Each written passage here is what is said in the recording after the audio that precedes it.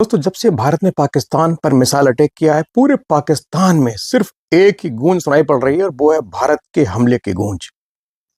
पाकिस्तान पर एक के बाद एक करारे हमलों से पूरा पाकिस्तान तिलमिलाया हुआ है। पूरे पाकिस्तान में इस वक्त भूचाल आया हुआ है। पाकिस्तान पर जिस तरीके से भारत ने भावलपुर, जहां मौलाना जो आतंकी असर अजहर मसूद कंधार विमान अपहरण कांड का मुख्य साजिशकर्ता, उसका अड्डा बताया जा रहा है, उसके अड्डे पर भावलपुर में, मुजफ्फराबाद में, मुरीद के में, पंजाब के कई स्थानों पर भारत ने लगातार, पीओके में कई स्थानों पर लगातार भारत ने रात को 1 से 2 बजे के बीच ताबड़तोड़ हमले किए। पूरे पाकिस्तान में इन हमलों की गूंज सुनाई दी। दोस्तों, इसी बीच भारत के पूर्व सेनाध्यक्ष नरवणे जी का एक ट्विटर जो बयान है वो सामने आया है। उन्होंने ट्वीट किया है कि अभी पिक्चर बाकी है। आमतौर पर एक फिल्मी डायलॉग है, पिक्चर अभी बाकी है मेरे दोस्त, तो इसमें उन्होंने थोड़ा चेंजिंग की, अभी शब्द पहले लगाया, अभी पिक्चर बाकी है। इसका बहुत बड़ा मतलब निकाला जा रहा है। उन्होंने ऐसा क्यों लिखा? दरअसल इसके पीछे उनकी जो आगे की प्लानिंग है, भारतीय सेना की, हमारी गवर्नमेंट की जो प्लानिंग है, उसके बारे में साफ तौर पर हम अंदाजा लगा सकते हैं। अभी पिक्चर बाकी है का मतलब अभी कुछ बहुत बड़ा कश्मीर, पाकिस्तान जो अधिकृत कश्मीर है, यानी पीओके, पाक ऑक्युपाइड कश्मीर, जो हमारा हिस्सा 1948 में पाकिस्तान ने चुपके से, धोखे से छीन लिया, उस कश्मीर को वापस लाने की कवायद भी हो सकती है। इसका मतलब अभी बहुत कुछ बड़ा होने वाला है दोस्तों, बहुत बड़ा होने वाला है। भारतीय जो सेना है इस बार आर पार के मूड में। मैंने पहले भी एक वीडियो जारी करके, चूंकि मैं पूर्व सैनिक हूं, रक्षा में रहा हूं, तो मुझे इन चीजों का अच्छे से तजुर्बा है। मैंने पहले भी कहा, इस बार जो हमले होंगे, इस बार भारत आर पार के मूड में है। और हमले, मैंने कहा था कि हमले इस बार जो होंगे सीधे बॉर्डर पर आमने सामने की लड़ाई ना लड़के, सीधे जो टारगेट आतंकी अड्डे होंगे, मुख्य चीजें हो, जो मुख्य टारगेट है, वो बिल्कुल पिन पॉइंट हमले होंगे। ठीक वैसा ही हुआ। पाकिस्तान पर एक के बाद एक करारे हमले हुए, पूरा पाकिस्तान तिलमिला गया। अब चूंकि जो ट्वीट, जो नरवणे साहब का जो ट्वीट आया है, उसका बहुत बड़ा मतलब निकाल कर देखा जा रहा है कि शायद अभी पिक्चर यदि शुरू हुई है तो आगे की जो सीन है, जो फिल्म है, वो क्या होने वाली है, उसका अंदाजा ये रक्षा जो विशेषज्ञ हैं वो कहते हैं कि इसका मतलब अभी पीओके में भी बड़ी कार्रवाई होने की तैयारी है। क्योंकि पीओके जो इस बार, इससे अच्छा वक्त, इससे अच्छा और तरीका पीओके को दोबारा भारत में विलय करने का नहीं हो सकता। इसीलिए इस बार पूरी तैयारी है, प्लानिंग है। भारत सरकार, भारत का रक्षा मंत्रालय, तीनों सेनाओं के जो रक्षा प्रमुख हैं, जो चीफ द आर्मी स्टाफ है, उनका कहना है, उनकी तैयारी है कि इस बार किसी तरीके से पाकिस्तान अधिकृत जो कश्मीर हमारा हिस्सा है, उसको भी भारत में विलय किया जाए, जिससे हमेशा के लिए आतंकी संगठन जो पाक अधिकृत कश्मीर में पाले जा रहे हैं, पोषित किए जा रहे हैं पाकिस्तानी आर्मी द्वारा, आईएसआई द्वारा, पाकिस्तानी गवर्नमेंट द्वारा, उनका पूरी तरीके से खात्मा किया जा सके। दोस्तों, सबसे पहले हम एक नजर डालेंगे कि भारत पाकिस्तान में युद्ध आगे बढ़ा और लंबी लड़ाई चली, तो दोनों देशों के पास कितनी तैयारी है, किसके पास कितनी सेना है, कितने विमान हैं, कितने टैंक हैं, और किसको युद्ध झेलने की कितने दिनों की ताकत है। तो इस पर एक पैनी सरसरी नजर डालना बहुत जरूरी है। सबसे पहले यदि भारत की बात करें तो भारत के पास, जो एयरफोर्स की बात करें तो एयरफोर्स में भारत के पास लगभग 2229 एयरक्राफ्ट हैं, और वहीं पाकिस्तान के पास इनकी संख्या मात्र 1399, लगभग आधे। वहीं हम बात करें फाइटर एयरक्राफ्ट की, जो लड़ाकू विमान है, भारत के पास 513 हैं, वहीं पाकिस्तान के पास लगभग आधे 328 फाइटर विमान। वहीं जो अटैक हेलीकॉप्टर हैं, जो हेलीकॉप्टर युद्ध में अटैक करते हैं, जो पूरी मिसाइलों से लैस होते हैं, रक्षा जो इक्विपमेंट है, जो सैन्य साजो सज्जा है, बख्तरबंद है, उनसे लैस होते हैं, ऐसे हेलीकॉप्टर जो सीधे लड़ाई में अटैक करते हैं, इनकी संख्या भारत के पास पूरी 80 है, जबकि पाकिस्तान के पास ये संख्या सिर्फ 57 है। भाई, बात करें बख्तरबंद वाहन, बख्तरबंद वाहन वो होते हैं जिसमें युद्ध की पूरी साजो सज्जा होती है, युद्ध के लिए पूरी तरीके से तैयार होते हैं, गोला बारूद, एमिनेशन, पूरी जो उनकी जो बनावट होती है वो युद्ध का तरीके से होती है। ऊपर उनके घास का एक कॉमोफ्लेज होता है, यानी घास फूस डालकर पूरे युद्ध के माहौल में तैयार किया जाता है। वो सीधे युद्ध में पहुंचते हैं और हर हमला करने में, हर सिचुएशन में खुद को ढालने के लिए काबिल होते हैं। ऐसी जो बख्तरबंद वाहन है, भारत के पास 1,48,594 इनकी संख्या है। भाई, पाकिस्तान के पास मात्र 17,516 बख्तरबंद वाहन। यदि टैंकों की बात की जाए तो भारत के पास लगभग 4201 लड़ाकू टैंक हैं। वहीं ये संख्या पाकिस्तान के पास मात्र 2627 है, यानी यहाँ भी पाकिस्तान हमसे बहुत पीछे। बात की जाए नेवी की, तो जो पनडुब्बियां भारत के पास, जो सबमरीन है, वो लगभग 18 पनडुब्बियां हैं और पाकिस्तान के पास मात्र 8 पनडुब्बियां। इसी तरह से यदि आर्मी की, सेना की बात की जाए तो भारत के पास लगभग 22 लाख आर्मी है। वहीं ये संख्या पाकिस्तान के पास मात्र 13,11,000 के आसपास है। भाई यदि एयरफोर्स की बात की जाए तो भारत के पास 3,10,000 के आसपास वायु सैनिक हैं। भाई पाकिस्तान के पास ये संख्या बहुत कम, लगभग 78,000 के आसपास वायु सैनिक। भाई यदि बात की जाए नौसैनिक की तो भारत के पास ये संख्या लगभग 1,42,000 है। वहीं पाकिस्तान की बात की जाए तो उसके पास ये संख्या हमसे थोड़ी सी कम, लगभग 1,24,000 समथिंग, लगभग 1.25 लाख के आसपास जो इंडियन नेवी, जो पाकिस्तानी नेवी है, उसकी संख्या है। और हमारी संख्या लगभग 1,42,000 के आसपास। वहीं बात की जाए एयर ट्रांसपोर्ट विमान की, जो युद्ध के दौरान हमारे ट्रांसपोर्टिंग का काम करते हैं। लड़ाई के दौरान, लड़ाई में टैंक है, गोला बारूद है, एम्यूनिशन है, गोला बारूद, इक्विपमेंट है, तोप है, टैंक है, खाने का राशन है, ट्रांसपोर्ट है, तमाम चीजें जो पहुंचाते हैं युद्ध जो में, जो ट्रांसपोर्ट विमान का काम करते हैं, ट्रांसपोर्टर होते हैं जो, वो लगभग भारत के पास 270 है। वहीं पाकिस्तान के पास ये संख्या सिर्फ 64 के आसपास। भाई बात करें दोनों देशों की जो सैन्य रैंकिंग, विश्व में जो ग्लोबल एक रिपोर्ट है, ग्लोबल फॉर्मेशन, उसके मुताबिक भारत की जो 2025 के हिसाब से भारत का पूरे विश्व में ताकत में चौथा नंबर आता है। वहीं पाकिस्तान भारत से 8 पायदान नीचे, यानी पाकिस्तान का लगभग 12वां नंबर, जो विश्व रक्षा रैंक है उसमें पाकिस्तान का 12वां नंबर है, लगभग 8 मर्तबा पीछे, 8 सीढ़ी भारत से पाकिस्तान यहाँ भी पीछे। ये बात करें परमाणु एटम बम की, जो सबसे इंपॉर्टेंट चीज है किसी भी युद्ध में, किसी भी देश के लिए बहुत महत्वपूर्ण चीज होती है एटम बम, परमाणु हथियार। तो भारत की बात करें तो भारत के पास लगभग 172 परमाणु हथियार हैं। वहीं पाकिस्तान के पास ये संख्या लगभग बराबर, यानी 170 परमाणु वेपन है। यहाँ पाकिस्तान हमसे कुछ मामलों में बराबर दिखाई दे रहा है, बाकी तमाम चीजों में, चाहे रक्षा सैनिक हो, वायु सैनिक हो, नेवी सैनिक हो, थल सैनिक हो, टैंक हो, ट्रांसपोर्टर विमान हो, फाइटर जेट हो, लड़ाकू हेलीकॉप्टर हो, तमाम जगह भारत हमसे बहुत पीछे है। रक्षा बजट की बात की जाए तो हमारे जो भारत है दुनिया में चौथे स्थान पर सबसे ज्यादा रक्षा पे खर्च करता है।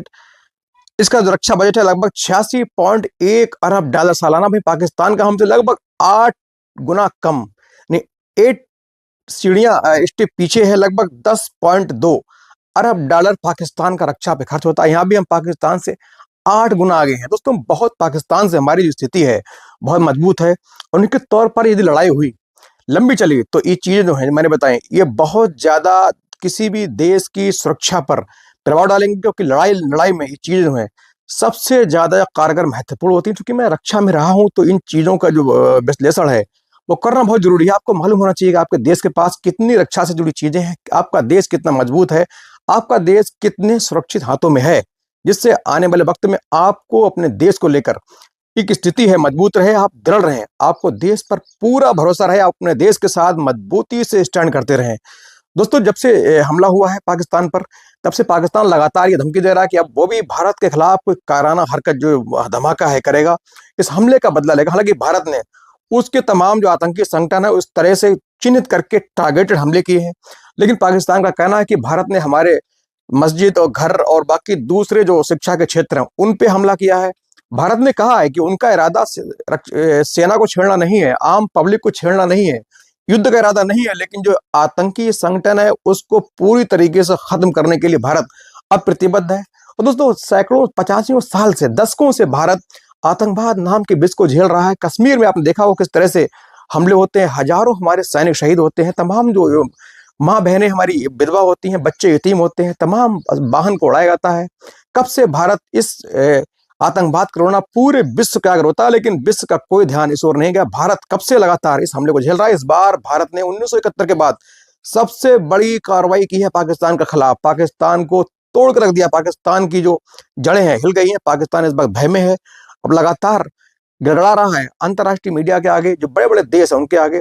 और दोस्तों देखने वाली बात यह होगी इस युद्ध में, यदि युद्ध चला तो कौन कंट्री किसके साथ होगी, क्योंकि इस वक्त चाइना जो है खुले तौर पर पाकिस्तान के साथ में है, तुर्की पाकिस्तान के साथ में है, पाकिस्तान कहीं ना कहीं चीन के ऊपर बहुत फलता फूलता है, चीन भी भारत के खिलाफ कार्रवाइयां अक्सर करता रहता है। वहीं इजराइल है, उसको भारत का साथ मिला है, अमेरिका भी भारत के साथ में, लेकिन अमेरिका जैसी कंट्री है वो दुनिया में किसी की सगी नहीं है। हमें अच्छे से जान लेना चाहिए, अमेरिका जो है हर देश को लड़वाकर, कमजोर करके तोड़वाकर, खुद दुनिया में सबसे उच्च स्तर की आर्मी, उच्च स्तर का देश, सबसे ऊंचे पायदान पर हमेशा कब्जा करना चाहता है। आपने देखा होगा अभी जब डोनाल्ड ट्रंप की शपथ परेड हुई थी अमेरिका में, तो उसने भारतीय प्रधानमंत्री नरेंद्र मोदी साहब को ना बुलाकर उसने खालिस्तानी संगठन के पन्नू को बुलाकर ये बता दिया था कि वो जो है भारत के साथ कितने मजबूती से खड़ा है। इस बात का अंदाजा उसी घटना से लगता है कि शपथ ग्रहण में भारत के प्रधानमंत्री को ना बुलाकर खालिस्तानी प्रमुख पन्नू को उसने अपने शपथ ग्रहण में बुलाया था। इसीलिए अमेरिका से हमें बहुत ज्यादा सावधान रहने की जरूरत है। फिलहाल दोस्तों, उस सिंदूर जो चुटकी भर सिंदूर हमारा पहलगाम हमले में हमारी माँ बहनों को उड़ाया गया था, उस सिंदूर का बदला भी लिया है भारत की दो बहुत बहादुर बेटियों ने। Colonel Sofia Qureshi, wing commander Bhumika Singh, इन दोनों ने इस ऑपरेशन सिंदूर को लीड किया। और किस तरीके से हमारी इन बहन दो बेटियों ने पूरे भारत के लिए, भारत की बेटियों का जिस तरीके से पहलगाम में सिंदूर उजाड़ा गया, उस सिंदूर का बहुत मजबूती से बदला लिया। पाकिस्तान पर हमला करके उसको भौचक्का कर दिया, उसकी रीढ़ की हड्डी तोड़ दी, उसको तमाम वो दावे उसके खोखले साबित कर दिए। इसमें कह रहा था कि हम भारत की हर कार्रवाई का मुंह तोड़ जवाब देंगे, भारत को सबक सिखाएंगे। इस कार्रवाई से पाकिस्तान डरा हुआ है, पूरे पाकिस्तान में इस वक्त हाहाकार मचा हुआ। दोस्तों, इस वक्त ये नरवणे साहब का मैंने आपको ट्वीट बताया, उन्होंने कहा अभी पिक्चर बाकी है। तो इस ट्वीट का साफ तौर पर यह मतलब निकल रहा है कि कहीं ना कहीं अब कार्रवाई है और ज्यादा होगी लड़ाई। हमारी सरकार, हमारी सेना लड़ाई को लंबी तौर पर आतंकवाद को जड़ से खत्म करने के मूड में है। इसीलिए ये ट्वीट आया है कि अभी पिक्चर बाकी हो सकता है। अब अगला कदम पीओके को भारत ने विलय करने का हो, ऐसा हुआ तो निश्चित तौर पर आतंकवाद की कमर तोड़ने में मील का पत्थर साबित होगी। हमारी जो सेना है सुरक्षित होगी। कश्मीर का जो हमारा छिना हुआ टुकड़ा है, पाकिस्तान के कब्जे में है, वो हमारा होगा। वहीं बैठकर पाकिस्तानी सरंगना है, वो आतंकियों की चालें चलते हैं, उनको ट्रेनिंग करते हैं, भारत के खिलाफ लड़ाई के लिए उकसाते हैं, हमले के लिए उनको तैयार करते हैं। यदि वो हमारा ऐसा हुआ, हमारी सेना ने अटैक किया, उसको जीता, तो निश्चित तौर पर हमारे लिए ये बहुत बड़ी उपलब्धि होगी। इसीलिए अब जो ट्वीट है उसका साफ तौर पर ये मतलब निकाला जा रहा है कि पिक्चर अभी अभी पिक्चर बाकी है। तो ये शुरुआत है, इसका मतलब भारत आर पार के मूड में है। इस बार आतंकियों को जड़ से खत्म करने के मूड में है। हमारे देश ने 85 साल तक आतंकवाद का दंश झेला, बड़े बड़े हमले सहे, चाहे वो मुंबई का ताज होटल अटैक हो, चाहे दिल्ली का पार्लियामेंट अटैक हो, कितने भी अटैक हो, कश्मीर में हर पल हमले होते हैं। ये अटैक सहते सहते भारत की जो अब जो हिम्मत है वो सहने के जवाब देगी। इसीलिए इस बार आर पार का मूड है। भारतीय सेना हर पाकिस्तानी हमले का जवाब देने के लिए पूरी तरीके से तैयार है। हम बहुत लैस हैं, सुसज्जित हैं, हाईटेक इक्विपमेंट वेपन से लैस है। हमारे पास वो चीजें हैं, वो बैलिस्टिक मिसाइल है जो पाकिस्तान के किसी भी कब्जे में जा हिम्मत इलाके में जाकर मजबूती से हमला कर सकती है। हालांकि पाकिस्तान के बाद भी शाहीन है, गौरी है, बाबर है, जो भी जिनकी मारक क्षमता लगभग 2000 किलोमीटर, लेकिन भारत के पास पृथ्वी है, अग्नि है, ये तमाम वो मिसाइलें हैं जो पाकिस्तान के किसी भी हिस्से में जाकर सेकंड में बम गिरा के वहां हंगामा, वहां कहर बर्पा कर सकती हैं। इसीलिए हमें अपनी सेना के साथ मजबूती से खड़ा होना चाहिए और सेना के शौर्य की प्रशंसा करनी चाहिए। हमारी सेना हमारे देश की मजबूती से रक्षा करेगी। हमें अपनी सेना पर गर्व करना चाहिए और हमें भी यदि युद्ध हुआ तो बहुत शांति से, सलीके से, एक जिम्मेदार नागरिक की तरह हमको अपने घरों के अंदर रहना। क्योंकि इस बार जो लड़ाई होगी, मैंने पहले भी कहा मैं रक्षा में रहा हूं, तो इस बार का जो तजुर्बा मेरा ये कहता है कि इस बार लड़ाई बॉर्डर पर कम, लेकिन जो टारगेटेड लड़ाई यानी हिट लड़ाई, मिसाइल से शहर हिट किए जाएंगे, तो वो लड़ाई ज्यादा होगी। इसमें आमतौर पर पब्लिक का नुकसान होता है, जान माल का नुकसान होगा, बिल्डिंग धसेंगी, शहर तबाह होंगे। इसीलिए हमको अपने बिल्डिंग की सबसे नीचे वाले फ्लोर पर रहना है। यदि बेसमेंट है तो सबसे पहले बेसमेंट जाना। खाने पीने की वस्तुएं हैं, ड्राई चीजें हैं, दाल है, चने हैं, कच्चे चने हैं, बादाम, खजूर, किशमिश है, ये चीजें, जो बिस्किट हैं, ये कैंडल, मोमबत्तियां हैं, माचिस हैं, ये चीजें हमें अपने घर में अभी से स्टोर करनी चाहिए। वक्त तो दोस्तों आने वाला वक्त कुछ बताकर नहीं आता। इस बार लड़ाई के पूरे चांसेस हैं। यदि पाकिस्तान ने फिर से कोई कारण हरकत की तो भारत सीधे तौर पर इस बार लंबी आर पार लड़ाई करने के मूड में है और हमें बहुत सतर्क सजग रहने की जरूरत है। खास तौर से रात के वक्त अपने घर की लाइटों को बंद रखें, जिससे ब्लैकआउट करें, जिससे पाकिस्तानी एयरफोर्स हमारे शहर पर हमला करने की सोचेगी ऊपर आकर, तो हमारे एयर स्पेस में आकर, तो हमारे शहर की लाइटें बंद होगी, तो उसको हमारे शहर की लोकेशन का बिल्कुल अंदाजा नहीं लग पाएगा। इसीलिए भारत सरकार की जो भी गाइडलाइन है उसका मजबूती से जिम्मेदार नागरिक की तरह आप पालन करें, जो हमारे देश के लिए बहुत ही सराहनीय होगा, हमारे देश की सुरक्षा के लिए छोटा सा कदम होगा। दोस्तों, हम इस लड़ाई की, इस पाकिस्तान हिंदुस्तान की जो इस बात गर्मा गर्मी है, इस पर पल पल की अपडेट आप तक पहुंचाएंगे। यदि अब तक आपने हमारे चैनल सब्सक्राइब नहीं किया है तो प्लीज चैनल सब्सक्राइब करें और लाइक कमेंट भी करें।